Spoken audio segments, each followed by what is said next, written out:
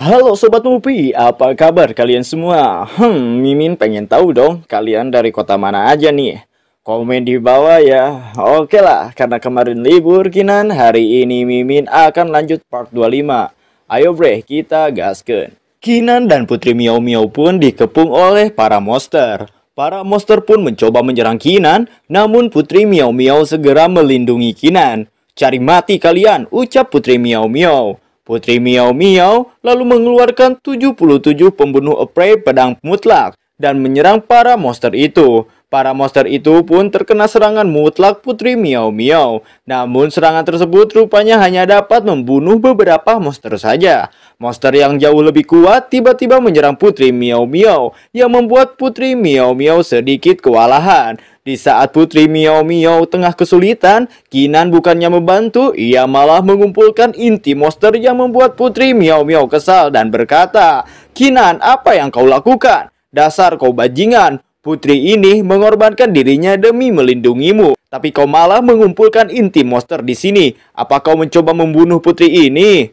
Putri Miao Miao juga menyuruh Kinan untuk segera pergi ke lantai 2 karena monster yang ada di lantai 1 tidak akan ada habisnya. Namun Kinan, ia malah asik mengumpulkan inti monster yang membuat Putri Miao Miao kesal lalu menendangnya. Akibat tendangan Putri Miao Miao, Kinan yang mengarah ke tangga lantai 2 malah dikepung oleh para monster. Dan Putri Miao Miao dengan sigap melindungi Kinan dengan membunuh para monster itu. Lagi-lagi, Kinan malah asik mengumpulkan inti monster yang membuat Putri Miao Miao sangat jengkel. Mereka pun akhirnya tiba di lantai 2 dan Kinan saat ini tengah menghitung inti monster dengan tawa riangnya. Kinan pun berkata, 260 inti monster, tingkat raja, hahaha, aku kaya kali ini, aku benar-benar kaya. Putri Miao Miao yang melihat Kinan begitu kegirangan, lalu ia menanggapinya. Itu cuma beberapa ratus inti monster saja. Kau sampai tidak memperdulikanku. Apa kau sebegitu tidak menjanjikannya? Sebagai pelayan putri ini, kau benar-benar mempermalukan putri ini. Namun, Kinan tetap cuek, malah berkata, "Hehe, aku kaya raya." Di saat Putri Miao Miao kesal melihat tingkah blow-on Kinan, ia pun melihat ada batu yang cukup menarik di lantai 2. Lalu ia segera melesat ke arah batu itu. Namun ketika ia menyentuh batu tersebut, batu itu seakan menyerang Putri Miao Miao, yang membuat Putri Miao Miao terpental ke belakang. Kinan terkejut. "Putri, kau kenapa?" tanya Kinan. Lalu setelah melihat ke depan, keterkejutannya semakin menjadi karena melihat begitu banyak batu biru yang bercahaya. Ternyata batu biru bercahaya tersebut bernama batu kesadaran. Kinan yang saat ini tengah mata duitan lalu menyentuh batu tersebut dan berkata, "Banyak sekali batunya, pasti ada ribuan. Jika ditukarkan dengan pil Martial King, punyaku semua, punyaku." Sedangkan di belakang Kinan, Putri Miao Miao yang tengah terluka berkata kepada Kinan, "Ayolah, jangan tersesat. Batu kristal ini dilindungi oleh larangan kuno. Sulit untuk menghancurkannya dengan kekuatan eksternal. Bahkan aku juga. Kita lihat apa kau bisa menghancurkannya." Setelah mendengar perkataan sang putri, Kinan pun mengeluarkan mata God of War untuk melihat penghalang apa yang ada di batu kesadaran. "Larangan ini sangat menarik," ucap Kinan. "Bisakah kau menghancurkannya?" tanya sang putri. Kinan kemudian menjawab, "Tentu saja bisa, tapi lumayan merepotkan untuk menghancurkannya. Jadi setelah aku menghancurkan larangannya, aku ingin 50% batunya." "Kau mengambil kesempatan. Sekarang apa yang kita sepakati di awal adalah 40/60, ucap sang putri. Namun Kinan yang saat ini pandai mempermainkan sang putri, ia pun menyuruh Putri Miao Miao untuk mencari orang lain. Putri Miao Miao yang tersudut pun mau tidak mau mengikuti kemauan Kinan. Kinan lalu berkata, "Kau yakin? Apa kau tidak akan menyesal?" "Tentu saja. Berhenti bicara dan cepat hancurkan larangannya," jawab sang putri. "Jangan khawatir, aku takut kau akan menyesal. Tapi kau itu seorang martial ancestor yang kuat. Jika kau menyesalinya, aku tidak akan bisa melawanmu. Jadi mari kita tanda tangani kontrak dulu." Hal konyol yang dilakukan Kinan sangat membuat Putri Miao Miao emosi. Ia pun lalu menampol Kinan karena kesal. "Jika kau terus bicara, aku akan menamparmu sampai mati," ucap Putri Miao Miao kepada Kinan. Kinan lalu mendekati batu kesadaran. itu lagi dan mulai mencoba menghancurkan penghalangnya. Singkat cerita, 2 jam pun berlalu. Akhirnya, Kinan berhasil menghancurkan penghalang batu kesadaran. Setelah menghancurkan penghalang, Kinan pun lalu menghancurkan batu kesadaran menjadi bongkahan kecil. Kemudian dia mengambilnya semua. Putri Miao Miao yang kesal karena keserakahan Kinan dan telah melanggar janji, lalu menampar Kinan sambil berkata, "Kau bilang 50 banding 50. Apa kau berani menyimpannya sendirian? Cepat, bagikan milikku. Jangan memaksa putri ini membunuhmu." "Siapa yang menyimpannya sendirian? Aku pikir kau sedang menyembuhkan diri. Jadi aku tidak akan mengganggumu. Jadi aku mengambilnya untukmu," jawab Kinan. "Berhenti bicara omong kosong. Kau masih melewatkan 10 batuku," balas sang putri. Kemudian Kinan dengan semangat 45-nya, Kinan melesat pergi dan berkata, "Kenapa kau pelit sekali? Seorang martial ancestor yang bermartabat masih mempermasalahkan kekurangan 10 atau 8 batu. Ayo pergi ke lantai 3. Di sini saja sudah tidak ada harta karun, dan di sana pasti ada harta karun yang lebih banyak di lantai 3. Melihat tingkah Kinan yang menjengkelkan, Putri Miao Miao pun bergumam, "Kinan, sebagai pelayan putri ini, kau berani macam-macam dengan hal milik putri ini. Setelah menyelesaikan 9 lapisan menara ini, kita lihat bagaimana putri akan membersihkanmu."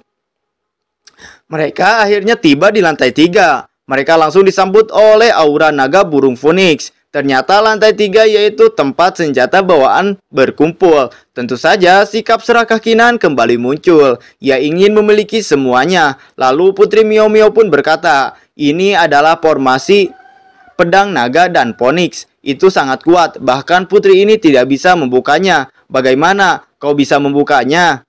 Kinan lalu menjawab, jika ia bisa membukanya. Namun kali ini, ia ingin dibagi 60%. Tentu saja hal itu membuat Putri Miao Miao naik pitam. Ia menonjok Kinan sambil berkata, "Kau berani mengambil keuntungan dari api ini? Apa kau pikir putri ini benar-benar pengganggu?" Kinan yang kena mental kemudian menjawab kepada Putri Miao Miao, "Putri, kau salah paham. Kali ini aku benar-benar tidak mengambil keuntungan dari api. Kau juga bilang formasi ini sangat sulit untuk dihancurkan. Bahkan kau sendiri tidak bisa melakukannya. Aku ini hanya orang kecil yang berada di tahap Xiantian. Jika aku ingin menghancurkannya, kau bisa bayangkan berapa harga yang harus aku bayarkan. Apa salah jika kau membaginya sedikit lebih banyak?"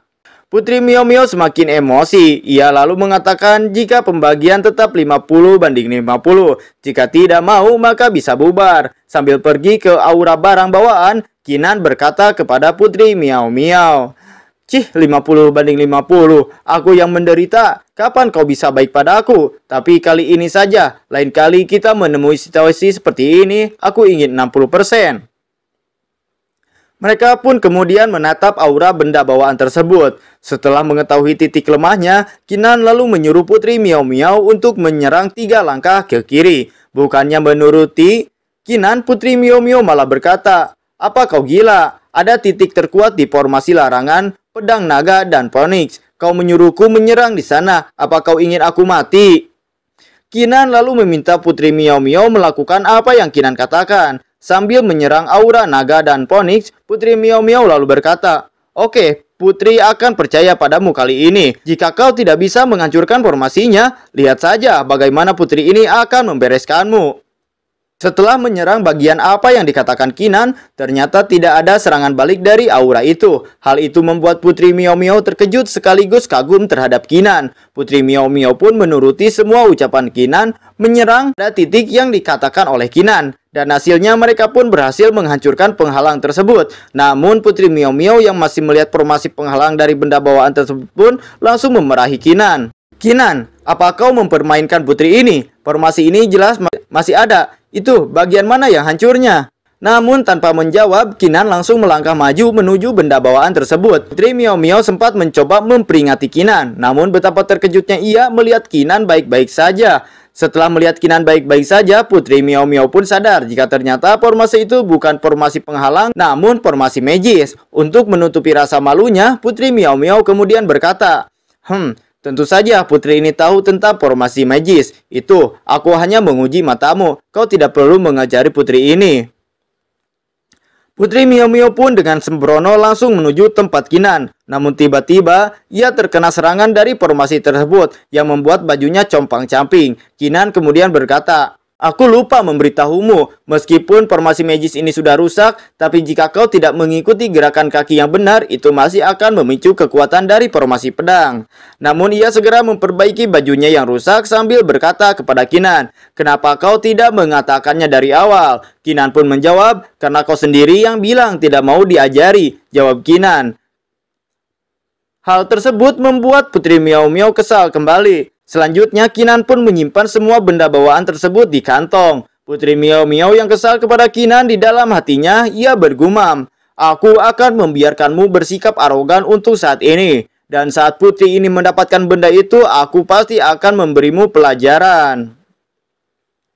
Singkat cerita, mereka pun tiba di lantai 4. Namun mereka merasa bingung, karena mereka tidak menemukan apa-apa di lantai 4. Kemudian mereka pun lanjut ke lantai 5. Setibanya di lantai 5, mereka masih dikejutkan karena lantai 5 juga kosong. Mereka terus melanjutkan langkahnya ke lantai 6. Di lantai 6 juga, sama seperti lantai 4 dan 5, tidak ada harta yang bisa mereka ambil. Di lantai 7, mereka masih belum mendapatkan apa-apa. Hingga lantai 8 yang ternyata masih kosong, tak terdapat apa-apa. Wajah mereka mulai terlihat frustasi. Kinan pun yang merasa kesal lalu berkata kepada Putri Miao Miao, "Ada monster, batasan, dan berbagai harta karun di 3 lantai pertama. Tidak mungkin, tidak akan ada apa-apa di beberapa lantai berikutnya. Putri Miao Miao, apa kau menyembunyikan sesuatu dariku?"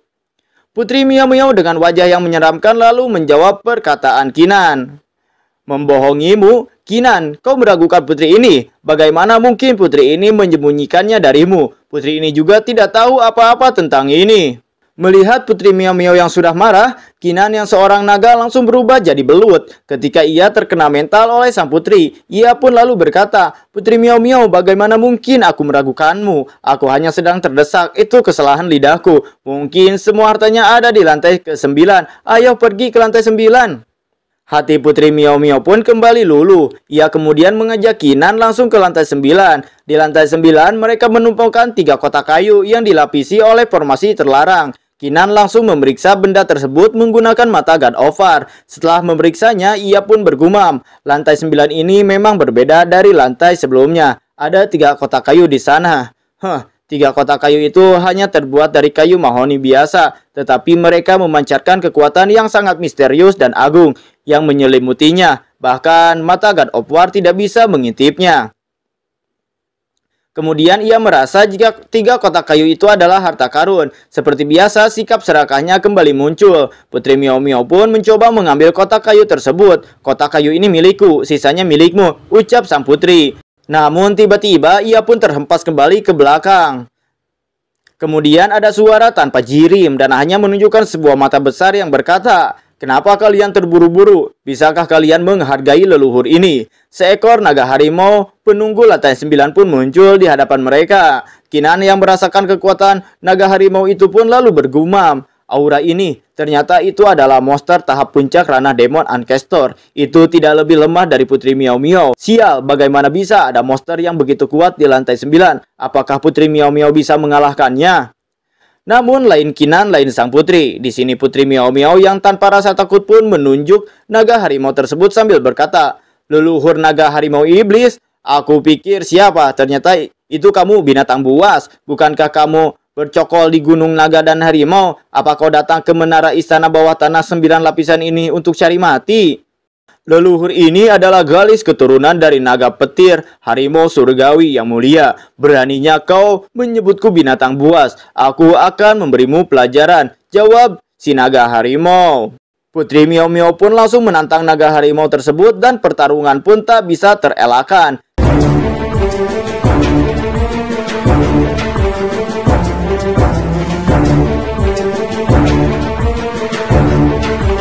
Kinan yang melihat langsung pertarungan antara ranah puncak Ancestor pun sangat kagum karena pertarungan mereka sangat mengerikan.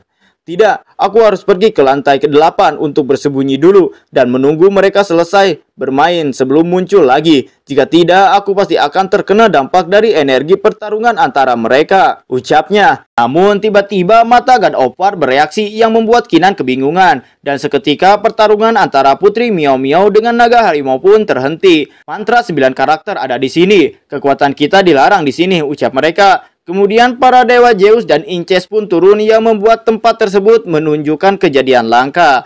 Ini adalah bentuk spiritual mantra 9 karakter, ucap Putri Miao Miao. 9 sosok mengerikan itu sebenarnya adalah roh dari mantra 9 karakter. Kenapa mata God of War sangat sensitif terhadap mereka? Apakah mata God of War membimbingku ke sini untuk berhubungan dengan mereka? Gumam Kinan. Lalu kemudian Putri Miao Miao pun berkata terhadap mantra 9 karakter. Mantra 9 karakter, akhirnya kalian muncul. Kalian memiliki sesuatu yang aku butuhkan. Jika kalian menyerahkannya dalam 100 tahun ke depan, putri ini pasti akan meningkatkan kalian menjadi senjata kaisar. Namun ucapan Putri Miao Miao dibalas oleh naga harimau dengan berkata, hahaha, konyol sekali. Kau hanya ingin menjadikan mereka senjata tingkat kaisar. Sepertinya kau tidak tahu apa-apa tentang asal-usul dari mantra 9 karakter. Menurut rumor, mantra 9 karakter mengandung rahasia yang mengejutkan. Meskipun aku tidak tahu rahasia tentang apa itu, tapi level mereka sebelum kematian sudah lama melampaui senjata kaisar. Jika tidak, bagaimana mungkin leluhur ini bisa ditekan? Hal tersebut pun membuat Putri Miao Miao kesal dan mengajak naga harimau kembali bertarung. Namun ketika mereka akan bertarung, mantra 9 karakter pun menghentikan mereka. Mantra 9 karakter pun lalu berkata, berhenti. Keberadaan kami hanya untuk memilih keturunan dan mewarisi misi kami. Selama menjadi keturunan, kalian bisa mendapatkan semuanya di sini, termasuk mantra 9 karakter.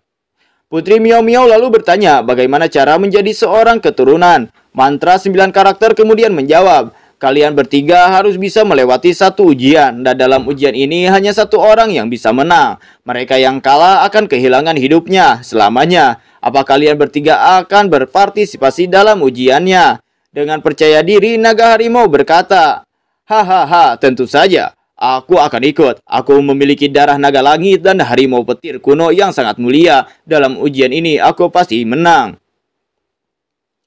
Namun berbeda dengan Putri Miao Miao, ia yang tidak ingin mengikuti ujian malah mengajak sparring mantra 9 karakter. Putri Miao Miao pun seketika berubah, dia pun menggunakan kekuatan asalnya untuk menyerang mantra 9 karakter. Namun walaupun Putri Miao Miao telah berubah ke kekuatan awalnya, serangannya bisa dengan mudah ditangkis oleh mantra 9 karakter. Mereka pun lalu berkata, kenapa repot-repot, tubuhmu sudah terluka, dan sekarang kau menggunakan kekuatan aslimu. Itu hanya menyakitimu. Saat waktunya tiba, bahkan dengan pasta Duanxianku, kau akan kesulitan untuk menyembuhkannya. Putri Miao Miao yang terkena serangan balik pun langsung muntah darah. Namun ia tidak ingin menyerah begitu saja. Ia sangat ingin mendapatkan mantra 9 karakter. Ia pun mengumpulkan kembali energinya, namun kembali batuk darah. Karena mantra 9 karakter telah melarang kekuatan Putri Miao Miao. Mantra 9 karakter, kenapa kau melarang kekuatanku? Putri ini pasti akan mengalahkanmu hari ini. Pun lagi-lagi Putri Miao Miao kembali merasa kesakitan dan muntah darah. Ia pun akhirnya menyerah. Mantra 9 karakter, aku tidak menduga kau ternyata sangat kuat. Putri ini akan mengikuti ujiannya. Bagaimanapun aku harus mendapatkan pasta Duanxianku. Bukannya menjawab pertanyaan dari Putri Miao Miao, namun mantra 9 karakter malah menganggap Miao Miao mengganggu. Kemudian mantra 9 karakter pun menoleh ke arah Kinan dan bertanya, apa kau Kinan? Lalu mantra 9 karakter pun berkata, kami, mantra 9 karakter, datang ke daratan hanya untuk mencari keturunan. Tanpa diduga 1000 tahun lalu objek ilahi itu tiba. Sejak saat itu kami menerima perintah objek ilahi. Selain mencari keturunan, kami juga mencarimu. Belum lama ini objek ilahi merasakan kedatanganmu. Kamu diminta secara khusus untuk membuka tempat rahasia karakter ke-10 dan membawamu masuk. Perkataan dari mantra 9 karakter membuat Putri Miao Miao dan naga harimau terkejut. Mantra 9 karakter kemudian berkata lagi, sekarang kau sudah tiba. Kami sudah menyelesaikan misi kami dan menyerahkan ke pemilik aslinya. Lalu mereka pun menyerahkan kotak kayu tersebut kepada Kinan. Kinan kemudian menggunakan mata God of War untuk memeriksanya. Ia juga mencoba untuk membukanya, namun tidak bisa. Kemudian mantra 9 karakter memberitahu Kinan, Menurut objek ilahi, kau belum bisa membukanya sekarang. Kau harus berpartisipasi dalam ujian. Kau hanya bisa membukanya selama ujian dan bisa menemukan objek ilahi. Setelah memberitahu Kinan, mantra 9 karakter kemudian melihat ke arah naga harimau dan putri Miao Miao. Mantra 9 karakter pun bertanya lagi, apakah mereka masih ingin ikut ujian? Karena yang akan menang hanya satu orang dan 2 di antara mereka akan mati. Putri Miao Miao tetap ikut. Naga harimau lalu berkata, meskipun ujian ini terdengar dibuat khusus untuk Kinan, aku adalah keturunan dari naga langit harimau petir. Bukankah itu lebih baik daripada bocah di tingkat Xiantian? Leluhur ini menolak untuk berada di bawahnya. Karena mereka sudah memutuskan, mantra 9 karakter pun langsung meneleport mereka. Di tempat tersebut, basis kultivasi ditekan, bahkan naga harimau saja sampai mengeluh. Kinan pun bergumam, tempat ujian ini agak aneh, ini bisa menyegel basis kultivasi. Lalu tiba-tiba putri Miao Miao melesat pergi dan disusul oleh naga harimau. Setelah mereka pergi, Kinan kemudian bergumam sambil melihat kotak kayu itu. Bentuk roh dari mantra 9 karakter bilang, aku hanya boleh membuka kotak ini saat ujian. Haruskah aku membukanya sekarang?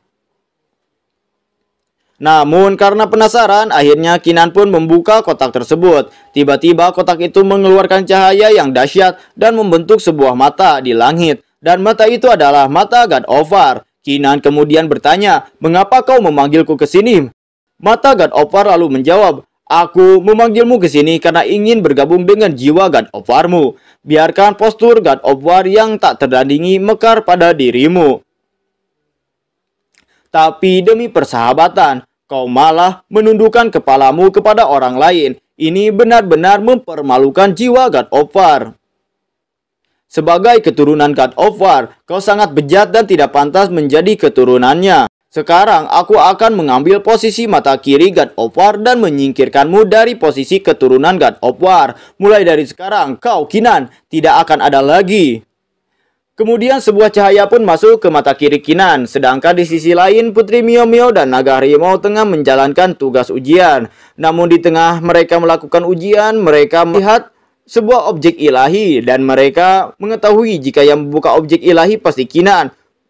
Putri Miao Miao tanpa berkata langsung pergi menuju ke arah Kinan. Sesampainya di tempat Kinan, mereka melihat Kinan sudah tidak sadarkan diri. Bahkan tekanannya pun menghilang. Naga harimau yang mencoba memeriksa tubuh Kinan, ia malah terkena serangan yang muncul dari tubuh Kinan. Ia pun berkata, orang ini, dia bukan anak sebelumnya. Dia dibawa pergi. Putri Miao Miao sangat terkejut. Apa? Dibawa pergi? Putri Miao Miao mencoba memeriksa Kinan, namun saat ini Kinan sudah tidak memiliki vitalitas ki lagi, atau Kinan sudah mati. Putri Miao Miao lalu berkata, tidak, kau tidak boleh mati. Kau masih berhutang 100.000 pil Martial King pada aku. Bagaimana bisa kau mati? Aku sudah sering membulimu. Bukankah kau bilang kau ingin balas dendam? Cepat bangun dan balaskan dendammu. Aku adalah gurumu. Aku tidak mengizinkanmu mati. Siapa yang memberimu keberanian untuk mati? Kau harus hidup. Apakah Kinan akan benar-benar mati? Ya, kita akan mengetahuinya di part selanjutnya.